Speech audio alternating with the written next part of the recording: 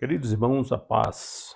Estamos de volta com mais uma porção da palavra de Deus sobre do Gênesis ao Apocalipse, dando continuidade sobre o mesmo assunto, o receio de Moisés, as provas, a permissão, a preparação e o plano. Esperamos que a palavra de Deus seja eficazmente operante em sua vida. Muito bem, queridos irmãos, no livro de Êxodo, no capítulo de número 4, versículos de 2 ao 9, os receios de Moisés, as provas. No versículo 2 ao versículo 5, nós temos aí a primeira prova que Deus submete a Moisés, isto é, o cajado de Moisés transforma-se numa serpente. Deus faz isto para mostrar a Moisés que ele é o Deus Todo-Poderoso, o Deus de Abraão, Isaque e Jacó. Vejamos os versículos 3 e 5 que diz assim: Disse o Senhor, jogue-a ao chão. Moisés jogou-a e ela se transformou numa serpente. Moisés fugiu dela, mas o Senhor lhe disse: estenda a mão, pegue-a pela cauda. Moisés estendeu a mão, pegou a serpente e esta se transformou numa vara em sua mão. É a primeira prova que Deus dá a Moisés da autenticidade do seu poder. No versículo 6 ao 8, nós temos aí a segunda prova, isto é, a mão de Moisés fica totalmente leprosa. Vejamos o que diz a palavra de Deus. Disse-lhe mais o Senhor: coloque a mão no peito. Moisés obedeceu e quando a retirou, ela estava leprosa. Parecia neve. Ordenou-lhe, pois, agora coloque de novo a mão no peito.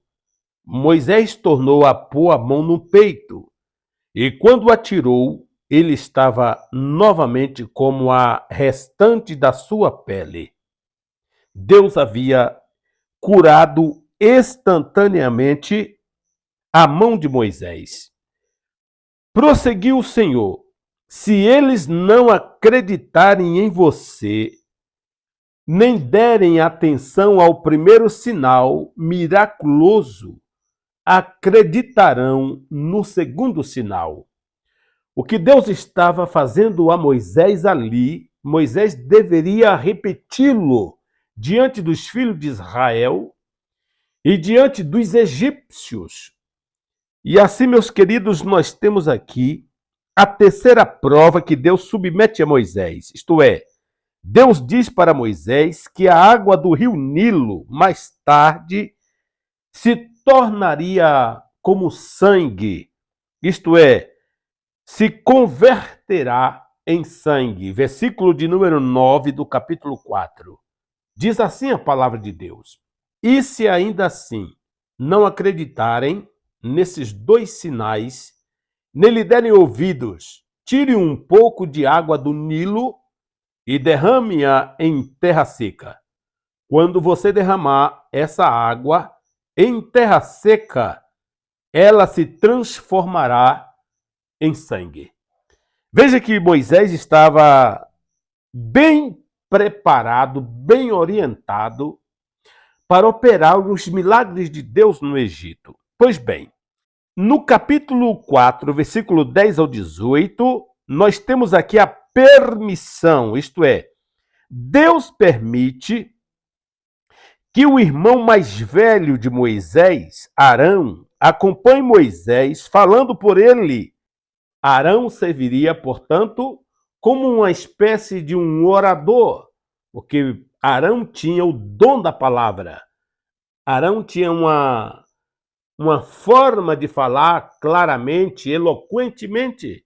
Então, Deus coloca Arão para uma espécie de um colaborador de Moisés.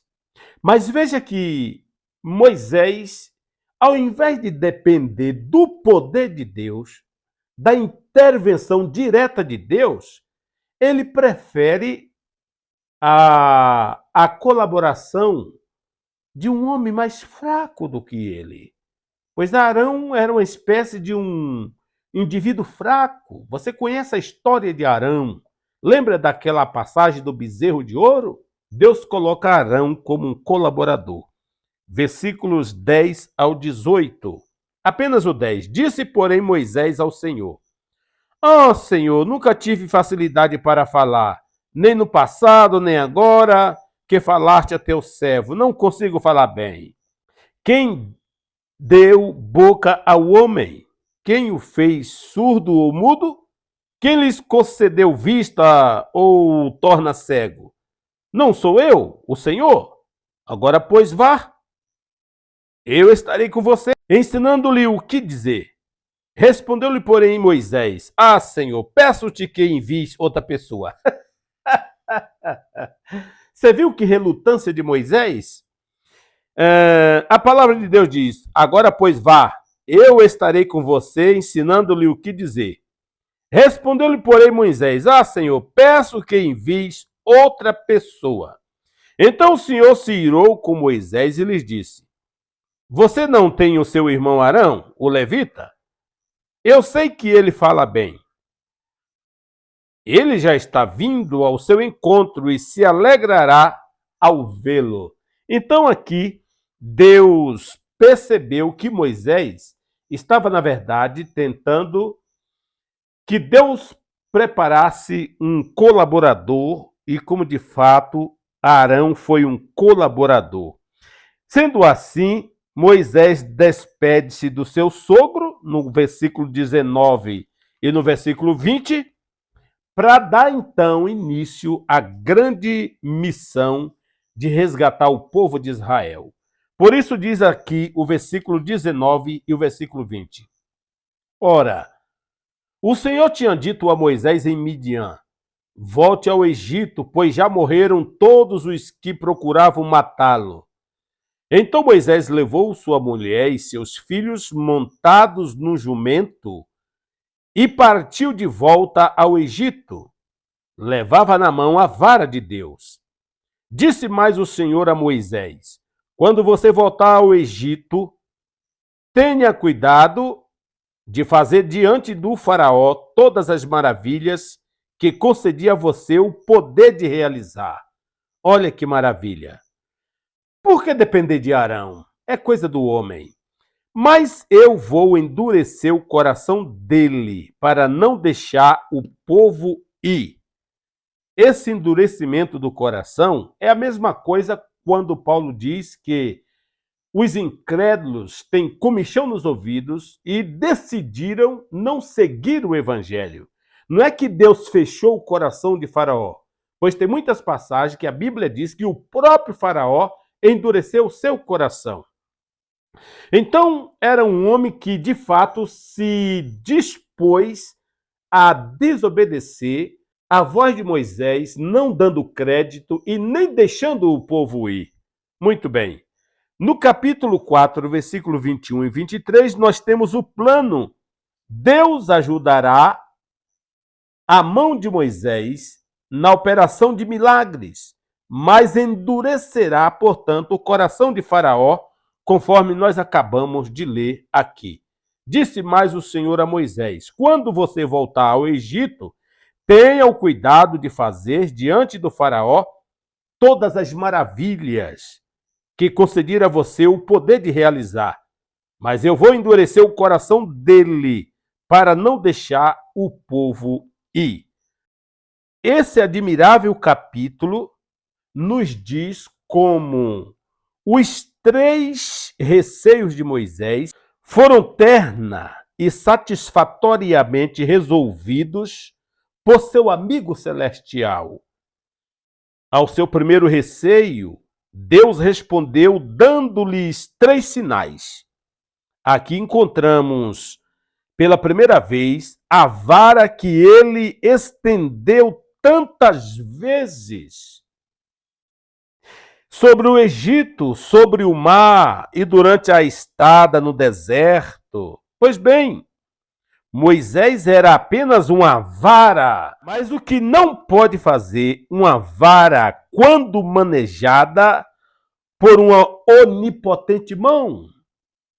Moisés tinha um cajado, mas por trás daquele cajado estava o Deus Todo-Poderoso, Onipotente. A lepra era um tipo do pecado e a mão restaurada lembra o maravilhoso poder de Deus para purificar e assim qualificar para seu serviço todos os que lhes submetem, todos que lhes obedecem. O terceiro sinal, a água tornada em sangue, era não menos significativo, enfim, relevando o poder divino de operar através desse frágil instrumento humano para produzir efeitos maravilhosos no mundo da natureza. Não devemos viver apoiados em sinais, mas o Espírito Santo, embora os sinais exteriores sirva para nos confortar e fortalecer, o Espírito Santo está conosco para nos abençoar e nos fortalecer na grande missão, principalmente de se levar o Evangelho de Jesus Cristo adiante. Por isso, meus amados, para entender ao segundo receio de Moisés, Deus fez uma promessa de extrema beleza que todos os que falam por ele deviam considerar. Compare os versículos 12 com Jeremias 1, 7 e 9. O Senhor, porém, me disse: não diga que é muito jovem. A todos a quem eu o enviar, você irá e dirá tudo o que eu lhes ordenar. Não tenha medo deles, pois eu estou com você para protegê-lo, diz o Senhor. O Senhor estendeu a mão, tocou a minha boca e disse-me: agora ponho em sua boca as minhas palavras. Se Deus te manda ir, não põe pretextos, porque Deus, ele garante que você realize a missão, a tarefa que ele te concedeu. Veja 2 Coríntios 12, 9 e 10, o que Paulo fala a respeito do mesmo assunto. 3 vezes roguei ao Senhor que o tirasse de mim. Mas ele me disse: minha graça é suficiente para você, pois o meu poder se aperfeiçoa na fraqueza. Portanto, eu me gloriarei ainda mais alegremente em minhas fraquezas, para que o poder de Cristo repouse em mim. Então Moisés estava cheio de receios, cheio de medo, mas esse encontro que ele teve com Deus, essa experiência notável, aqueles milagres, aquelas provas de Deus para ele, serviu como um reforço espiritual que levou Moisés a realizar todo o êxodo de mais de 3 milhões de israelitas saindo do Egito. Em resposta ao terceiro receio, Deus lhe deu como assistente seu próprio irmão. Aliás, ele até já estava indo ao encontro dele, até porque Deus disse: não é Arão, o teu irmão? Pois ele está vindo ao teu encontro e ficar feliz ao te vê-lo. Mas era um homem fraco e deu a Moisés muitas ansiedades e muitos sofrimentos, principalmente na questão da murmuração com Miriam, sua irmã, murmurando de Moisés, e mais tarde, naquela passagem do bezerro de ouro, quando ele mesmo, o próprio Arão, ouvindo a voz dos escarnecedores, fez um bezerro de ouro e fez Israel pecar. Afinal de contas, quando quisermos conselho e auxílios imediatos, meu caro irmão, é melhor apoiarmos-nos somente em Deus. Se seguirmos avante com essa aliança suprema, nos livraremos de homens como Arão, que mais estorvam do que ajudam. Será melhor obtermos tudo o de que precisamos diretamente das mãos de Deus. Nós então vimos aqui o receio de Moisés, as provas que Deus deu a ele, a permissão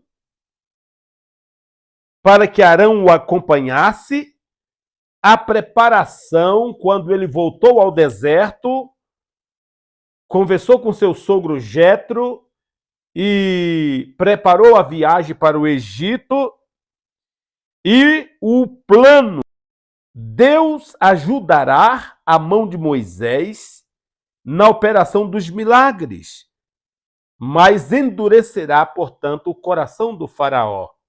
Até porque Deus iria humilhar os 10 deuses, dentre outros, do Egito, mostrando que aqueles deuses pagãos não passavam de ídolos, mas o Deus Todo-Poderoso mostraria no Egito a sua glória. Deus lhe abençoe, meu irmão. Que esta palavra tenha servido para você como um elevo espiritual. Dê um joia, faça o seu comentário, compartilhe com alguém e se inscreva em nosso canal. E você fazendo isto nos motiva a continuar criando conteúdos como este para abençoar a sua vida e a da sua família. Deus lhe abençoe, tenha uma ótima noite, em nome de Jesus.